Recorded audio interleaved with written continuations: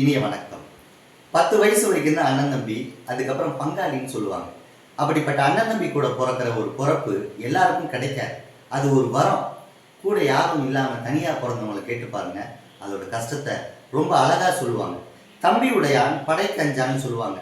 நமக்கு 1000 பிரச்சனை வந்தாலும் 1000 பேர் நம்மளை எதிர்த்து நின்னாலும் கூட பிறந்த அண்ணனும் தம்பியும் நான் இருக்கிறேன்டா பார்த்துக்கலான்னு சொல்கிறான் பத்தியா, அப்போ வர நம்பிக்கையும் தெம்பும் யாருக்கிட்ட இருந்தும் நம்மளுக்கு கிடைக்காது. இதை தான் நான் முத்துக்குமார் தன்னுடைய கவிதைகளை ரொம்ப அழகாக சொல்லியிருப்பார்.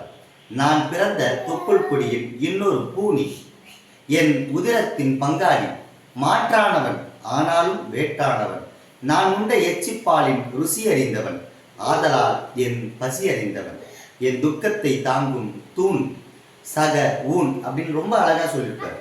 இறந்ததுக்கு அப்புறம் சாகத்தான் போகிறோம். புதைச்சா புழுவாகவும் எரிச்சா சாம்பலாகவும் மாறப்போகிற உடம்பு இருக்கிற வரைக்கும் வைராக்கியத்தையும் ஈகோவெல்லாம் தூக்கி போட்டுட்டு என்ன சண்டை நடந்தாலும் கூட பிறந்த அண்ணன் தம்பிக்கிட்ட 2 வார்த்தை மனசு விட்டு பேசி பாருங்க. அது ஒரு புது நம்பிக்கையை தரும். நன்றி, வணக்கம்.